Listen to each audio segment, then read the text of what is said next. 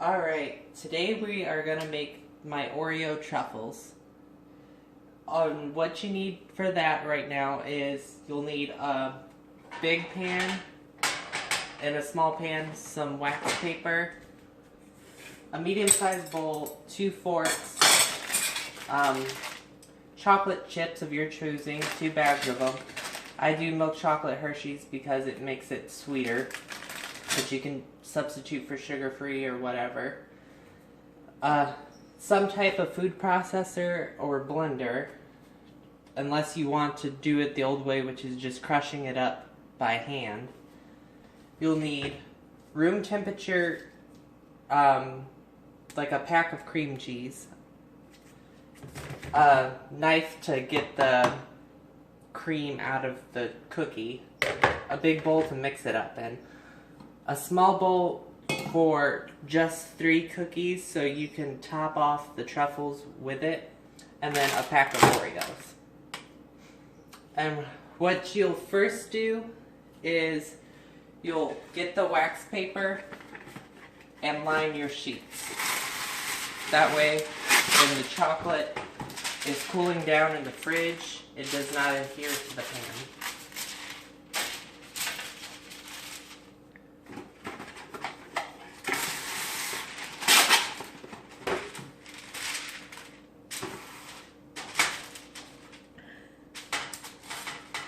Alright, and then next what you'll do is you'll come over here. You don't need this quite yet.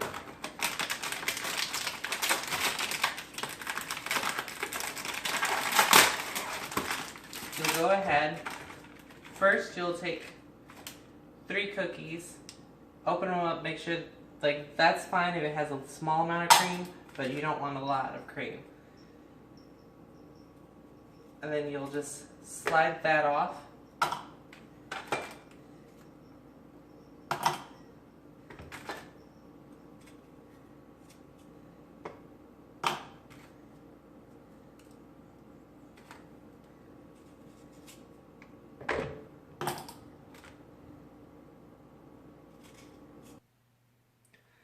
Alright, so I went ahead and decreamed the cookies.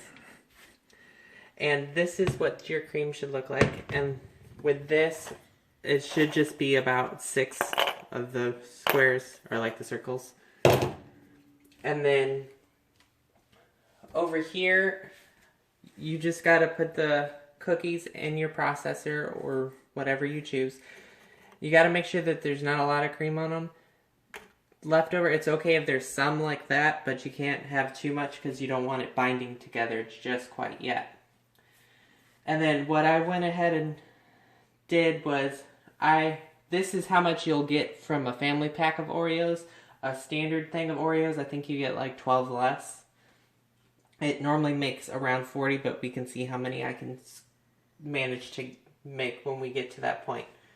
So from here on, what you'll do is you'll just blend this up, and I'll go ahead and blend it off camera because it's going to be really loud and I don't want the audio affected. Mention what settings. Oh, and then, well, what you'll do is you can do it on basically any setting. You just want it ground up to a fine dust. And like, it's okay if it has a little chunk, but you mostly want it really, really fine.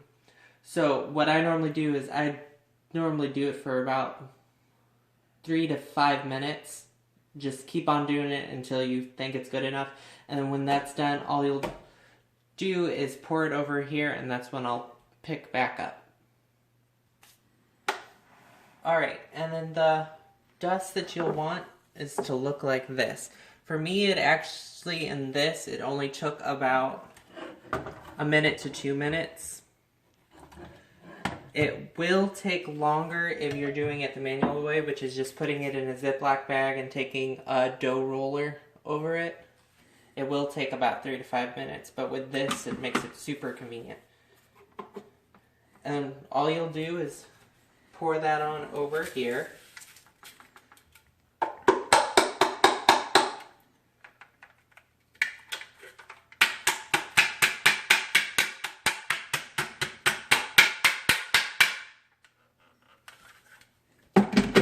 Alright, and then for these guys, you'll do the exact same thing.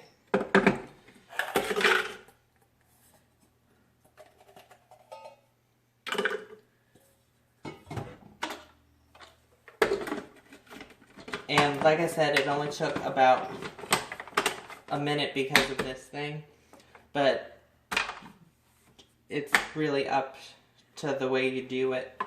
And then you just go ahead and do it again. Alright, and then from here, you'll just take those small amount, pour it into a small bowl.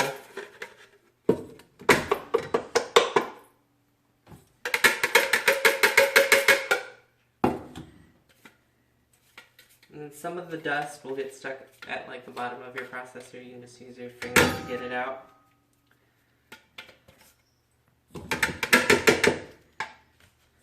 Alright, and then you'll just put it off to the side until the very end.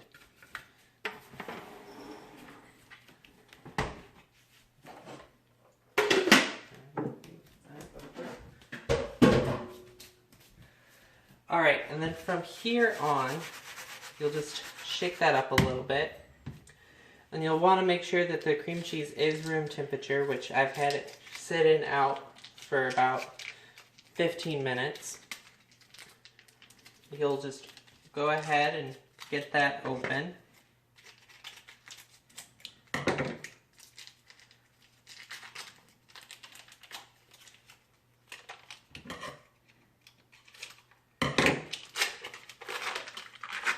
And you'll just throw it on into your mixture.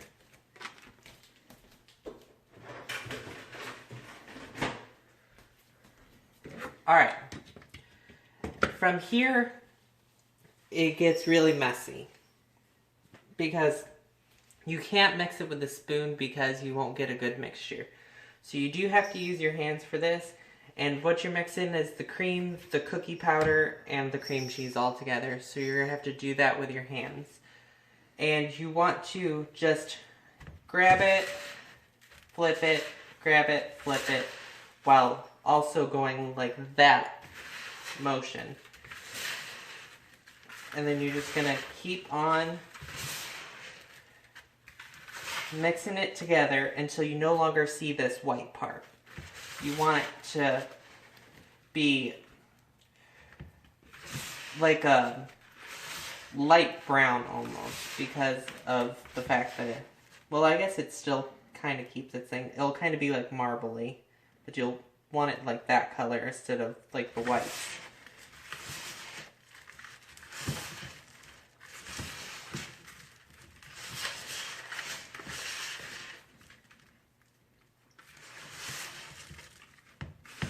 Alright, and then I'll come back to you when it's done.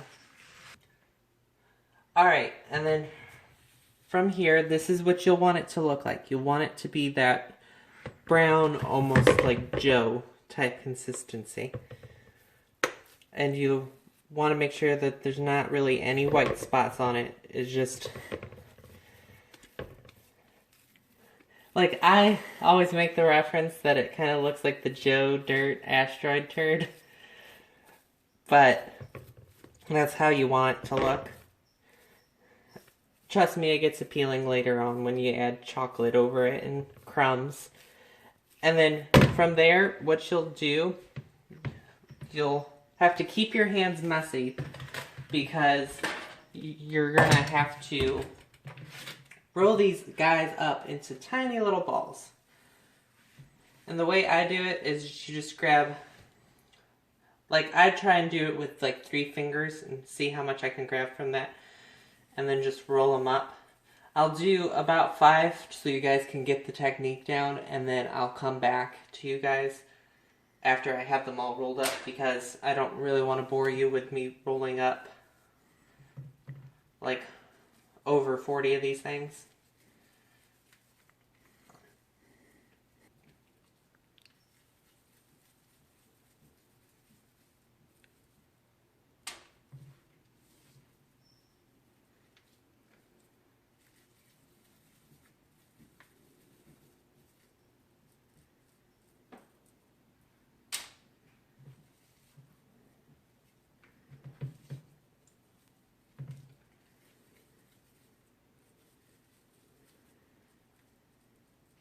Alright, and that's about the basis of what you want them to look like. And then I'll come back to you once I get them all done, and I'll resume and show you where I'm at. Alright, and as you can see, I'm done. It made 42 of them. But that's just solely based off the size I was rolling for. I was trying to make sure that you get more bite. And like more of a center than you do the chocolate shell. Alright, so what you'll do from here is when this comes into play, you only do one at a time. Because you don't want your chocolate to harden, because it will harden if once you microwave it. And like it hardens decently fast. So what you'll do is you will open the bag, put it in the bowl, then microwave it in increments of 15.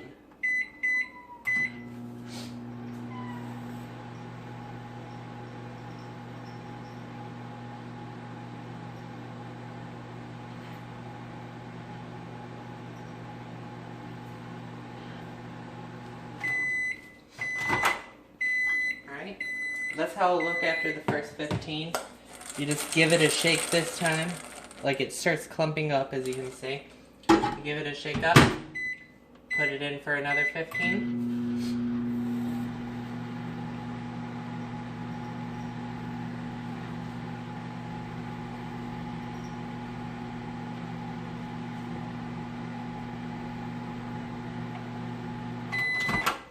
Alright, pull it out. As you can see, it's starting to melt. And you can't shake it up too much. I'm going to go ahead, give it another 15. Because the reasoning why you have to do it in increments of 15, because if you just go for the full amount, it'll start to burn on the bottom. So this way prevents it from burning. And as you can see, now it's starting to get gooey. That's when you'll take a fork, mix it up some.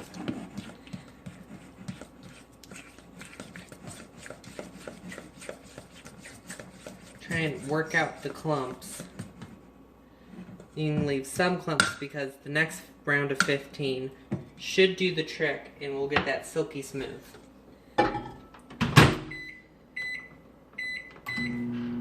Because it's all about consistency, because you don't want clumpy chocolate on your truffle.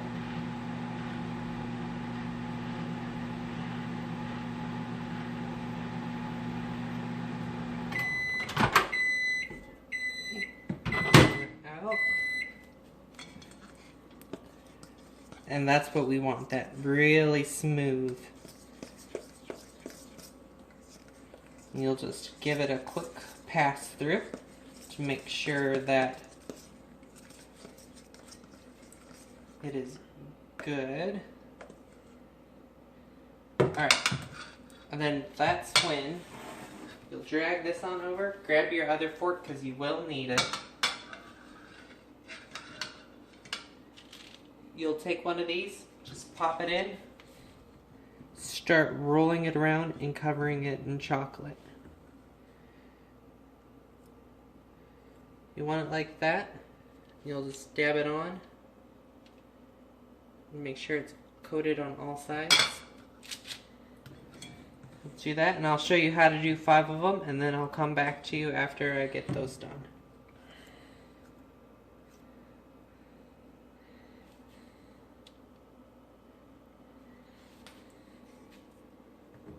And as a warning, this is also can be very messy, because once you try and transfer it over, you'll have the dangly bits of chocolate that will try and splatter everywhere.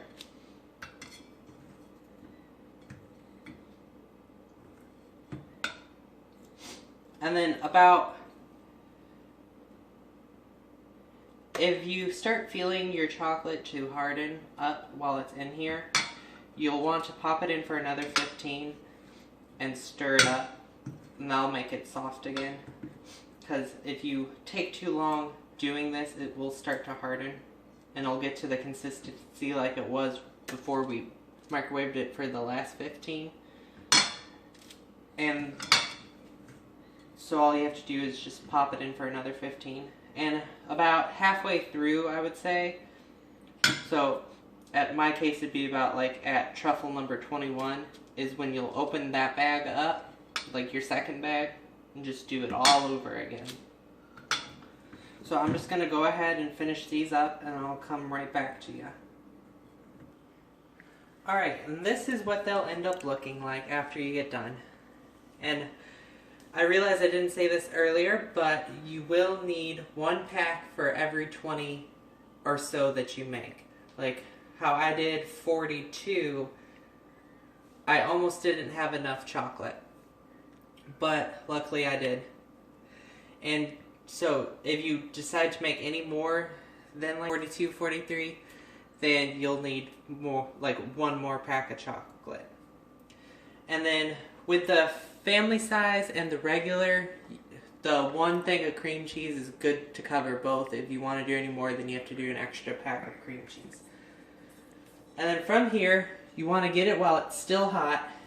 You're going to just take it, sprinkle.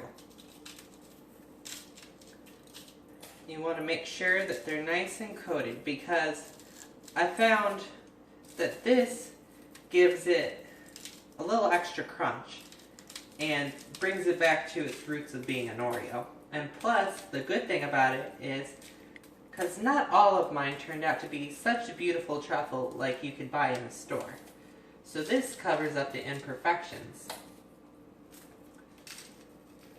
And it makes it look like it belongs and that it was all intended. Because some of them I was able to do that cool little like swoop thing like most truffles that you'll find in stores do. And like with the cookies, the 3 should be enough to coat them. I've noticed if you do more than 3, then you're just basically wasting cookie, because it will be more on the pan than on a truffle. And you just give them a good fine dusting, and you just take whatever's left, sprinkle it on over. Alright, and then after you have them finely dusted, you're going to want to take them and put them in the fridge. You're just going to line them up, and you'll leave them in the fridge for about an hour and a half. After that, they should be good and hardened, and then when we get the results, I'll bring the video back and I'll show you what it looks like. And until then, we'll just wait around. And an Asian invasion! And now that it's done set in the fridge, I ended up doing about 2 hours, but they should be good to go. Then how you mostly check is you just pick them up and they should have that flat rock surface, and do that. They make a big noise. Alright, and then from there, all you do now is, like, we're going to be serving this at a party, so we're just going to start storing it off. You just pick them up.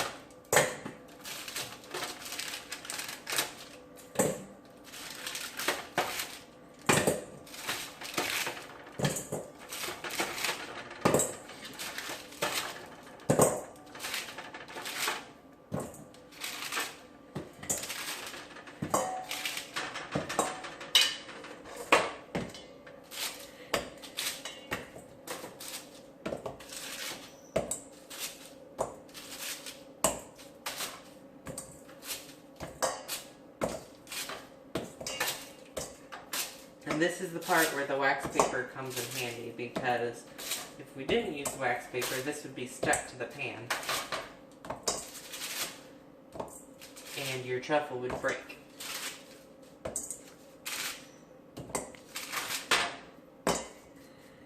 Alright. And that's the finished product.